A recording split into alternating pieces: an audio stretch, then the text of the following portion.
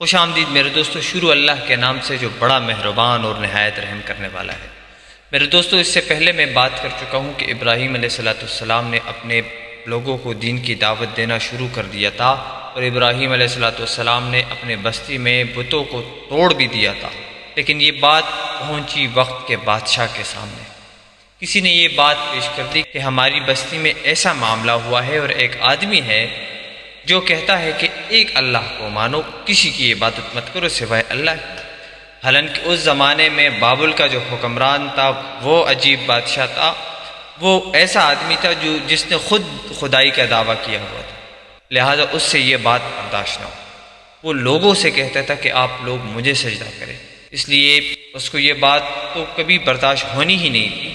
اس لیے اس کو بھی اس چیز میں جو ہے وہ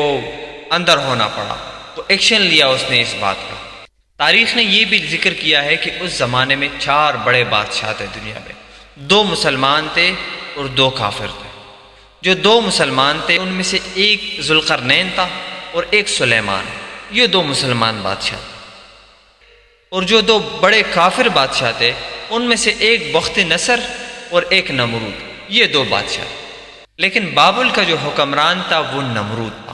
تو وہاں پہ نمرود نے ہی خدائی کا دعویٰ کیا ہوا تھا، تو اس کو یہ بات برداشت ہی نہ ہوئی کہ کیسے ایک آدمی جو ہے وہ یہ کہتا ہے کہ تم ایک اللہ کو مانو، اللہ کی عبادت کرو، سارے انسان برابر ہیں، جو اللہ کے احکامات ہیں، جو نبی کے طریقے ہیں، کیسے ایسے بات کر سکتا ہے۔ بابل کا جو حکمران تھا نمرود، یہ کون تھا؟ تو تاریخ میں اس کا جو نام لکھا گیا ہے وہ نمرود بن فالح بن صالح بن ارفخشاد بن سام بن نوح علیہ السلام، یعنی وہ بھی اوپر سے آتا ہی جا رہا تھا مسلمانوں کی نسل میں، لیکن بعد میں وہ اس کا کوئی باپ دادا مشرک ہوتا ہوگا تو وہاں سے اس کا یہ سلسلہ ایسا چلا۔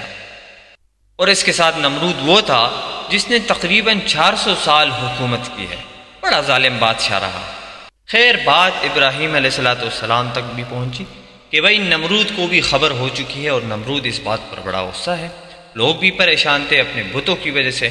نمرود کو بھی اپنی بادشاہی کا خطرہ محسوس ہونے لگا، تو اس نے بھی ابراہیم علیہ السلام کو بلایا۔ اس لیے بابل میں وہ لوگ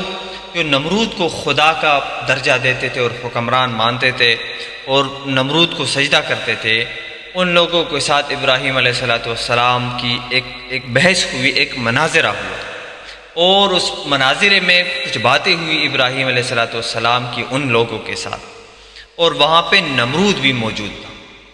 اس لیے ابراہیم علیہ السلام نے نمرود کو سامنے کہہ دیا کہ اے نمرود، آپ کو اللہ نے بادشاہت بخشی ہے، آپ کو اللہ نے ایک وہ ہیڈ بنایا ہوا ہے، لوگوں کا سربراہ بنایا ہوا ہے، لہٰذا آپ اللہ کا شکر ادا کریں اور اللہ کی عبادت کریں،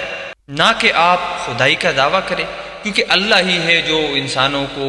جو اپنے بندوں کو زندہ بھی کرتا ہے، موت بھی دیتا ہے، جلاتا بھی ہے اور مارتا بھی ہے، وہی سب کچھ کر سکتا ہے۔ اس کے جواب میں نمرود جو ہے وہ بھی بڑا تیز آدمی، اس نے سامنے سے جواب دیا کہ یہ تو میں بھی کر سکتا ہوں، لہٰذا اپنے ایک بندے کو حکم دیا کہ جا کے ایک بندے کو میرے سامنے لاؤ۔ ایک بندے کو حاضر کیا گیا اور ابراہیم سے پوچھا، اے ابراہیم، اب آپ بتائیے کہ میں اس آدمی کو قتل کر سکتا ہوں یا نہیں؟ ہاں کر سکتے ہو۔ کہا میں اس کو نہیں قتل کر رہا، اس کو چھوڑ دیتا ہوں تو میں جان لے بھی سکتا ہوں اور بخشش بھی دے سکتا ہوں لوگوں کو۔ اور دوسری ایک جگہ پہ یہ بھی ہے کہ نمرود نے اپنے ایک بندے سے کہا کہ آپ اس بندے کو لاؤ جس کے لیے میں نے پھانسی کا حکم دیا ہوا ہے، قتل کرنے کا حکم دیا ہوا ہے۔ وہ آدمی حاضر ہوا تو نمرود نے کہا کہ اس کو میں نے معاف کر دیا، اور ابراہیم علیہ السلام سے کہا کہ دیکھو یہ آدمی تو مرنے جا رہا تھا، مر رہا تھا، کل پرسوں اس کو قتل کرنا تھا، میں نے اس کو بخش دیا، لہٰذا میں جو ہے وہ بخشش دے سکتا ہوں۔ اور ایک آدمی جو بیچارہ مظلوم رہا، نمرود نے اس کو بلایا اور آ کے کہہ دیا کہ دیکھو میں اس کو آپ کے سامنے مار دیتا ہوں، تو یہ جو ہے میں نے اس کو موت بھی دے دیا ہے، تو یہ تو میں بھی کر سکتا ہوں۔ ابراہیم علیہ السلام تو اللہ کے نبی تھے، انہوں نے فرمایا یہ بات نہیں ہے، یہ تو تم نے اس کو اپنے موت مرنے نہیں دیا، یہ تو تم نے مارا، تم نے کسی کو حکم دیا اور اس نے تلوار سے مارا، اس نے نیزہ چلا کے مار دیا، کسی طریقے سے مار دیا، یہ تو نہیں ہوا۔ آپ میں اگر خدائی کا کچھ ہے تو آپ ایک مکی پیدا کر کے دکھا دیں، اور اس کے بعد ابراہیم علیہ السلام نے اس کو ایک اور بات کی جہاں نمرود کو جھٹکا لگا۔ ابراہیم علیہ السلام نے فرمایا، نمرود اگر آپ اپنی خدائی کے دعوے میں سچے ہیں تو آپ سورج کو مشرق کی بجائے مغرب سے نکال دیں۔ نمرود کو سمجھ آ گئی بھئی کہ یہ تو ہم سے نہیں ہوگا، لیکن اس کی تقدیر میں ہی ضلالت تھی، لہٰذا وہاں بھی وہ نہیں سمجھ پایا۔ اس لیے اللہ جل شانہ نے قرآن میں بھی ابراہیم علیہ السلام اور نمرود کا جو واقعہ ذکر فرمایا ہے، یہاں پر اللہ جل شانہ نے فرمایا واللہ لا یہدی القوم الظالمین، یہ لوگ ظالم تھے، انہوں نے ظلم کیا، اپنے آپ پر ظلم کیا ان لوگوں نے۔ ابراہیم علیہ السلام کی اتنی تفصیلی بحث اور اتنی مدلل گفتگو وہ سن کر بھی نمرود جو ہے وہ سیدھے راستے پر نہیں آیا، اس لیے نمرود نے اپنا فیصلہ سنایا اور فیصلے میں کہہ دیا کہ ابراہیم کو آگ میں ڈال دیا جائے۔ لہٰذا کئی دنوں سے ابراہیم علیہ السلام کو آگ میں ڈالنے کے لیے جو ہے وہ لکڑیوں کا اکٹھا کرنا شروع کر دیا، اور لوگ لکڑیاں اور یہ بڑی بڑی جو ہے وہ درختوں کے تنے اور یہ چیزیں لاتے تھے تاکہ بڑے سلیقے سے طریقے سے آگ لگایا جائے اور ہر ممکن کوشش کی جا سکے کہ یہ آدمی بچ نہ سکے بس۔ اس لیے ہر بندہ اسی چیز میں لگا ہوا تھا کہ وہ لکڑیاں اکٹھی کرے۔ لکڑیوں کے جو ہے وہ ڈھیر اکٹھے ہو گئے اور کئی دن جو ہے وہ لکڑیاں اکٹھے کرتے رہے۔ اور یہ بھی ایک جگہ پڑھا ہے میں نے کہ وہ نمرود نے اپنے لیے ایک خاص بڑا لمبا سا چبوترا بنایا کہ میں جو ہے وہاں پر بیٹھ کے یہ دیکھوں گا یہ سین کہ وہ آدمی جو مجھے خدا نہیں سمجھتا کیسے میں اس کو جلاتا ہوں۔ اور وہ بادشاہ تھا، بے وقوف آدمی تھا، اس لیے یہ کر رہا تھا تاکہ ایک آدمی تو جل جائے گا، باقی سارے کے سارے وہ ڈر جائیں گے مجھ سے۔ لیکن اللہ تو اللہ ہے نا، وہ تو دیکھ بھی رہا تھا اور سن بھی رہا تھا۔ ایک دن ایسا آیا کہ بہت بڑا جو ہے وہ ایریا، وہاں پہ یہ لکڑی جمع کی اور وہاں پہ آگ لگایا اور ایک خاص طریقے سے آگ لگایا اور خاص طریقے سے ابراہیم علیہ السلام کو آگ میں ڈالا گیا۔ اس بارے میں دو تین باتیں ہیں۔ کوئی کہتا ہے کہ وہ ایک جھولا جو ہے وہ جھولے کے طریقے سے ڈالا گیا، اور کوئی کہتا ہے کہ وہ منجنیق جو ہوتا ہے، منجنیق جسے کہا جاتا ہے، وہ جنگوں میں جس کا استعمال ہوتا تھا، اس کے طریقے سے پھینکا گیا۔ لیکن ابراہیم علیہ السلام کو آگ کے درمیان ہی پھینکا گیا۔ جس وقت ابراہیم علیہ السلام کو آگ میں یہ لوگ پھینک رہے تھے تو اللہ کے نبی نے فرمایا ہے کہ ابراہیم علیہ السلام یہ دعا پڑھتے رہے کہ اے اللہ، آسمان پر تو ایک یکتا ذات ہے، واحد ذات ہے، اور زمین پر میں ایک ہوں جو تیری عبادت کرتا ہوں، تیری بندگی کر رہا ہوں۔ اس وقت جب ابراہیم علیہ السلام کو آگ میں پھینکا جا رہا تھا، جبریل آ گئے۔ جبریل علیہ السلام آئے اور ابراہیم علیہ السلام کو پکڑا اور فرمایا آپ کو میری ضرورت ہو تو بتا دیجئے، میں آپ کی مدد کے لیے آیا ہوں۔ کہاں سے آئے ہیں؟ آسمانوں سے آئے ہیں۔ تو ابراہیم علیہ السلام تو خلیل اللہ تھے، وہ تو خلیل تھے، اللہ کے دوست تھے، اور دوست ایسے دوست جس کا دوست اللہ ہو، اس کے بعد بھی کوئی اور پکا دوست ہو سکتا ہے۔ اس لیے ابراہیم علیہ السلام نے فرمایا نہیں، ہمیں آپ کی ضرورت نہیں ہے۔ اور یہاں پر ابن عباس رضی اللہ عنہ کے ایک روایت ہے کہ اللہ جل شانہ نے اس وقت حکم دیا تھا بارش کے فرشتے کو کہ جا کے وہاں پر بارش کیا جائے، تو بارش کا فرشتہ بھی آیا تھا اور انہوں نے بارش بھی کی تھی۔ لیکن قرآن کی جو آیت ہے یا نار کونی بردا و سلاما علی ابراہیم، تو براہ راست اللہ کا حکم آیا تھا سیدھا آگ کے لیے کہ اے آگ سلامتی والی ہو جا میرے ابراہیم کی۔ وہاں پہ ابراہیم علیہ السلام آگ کے درمیان، لوگ یہ سمجھتے رہے کہ بھئی آگ بڑی خطرناک، اور ابراہیم کو دیکھتے تھے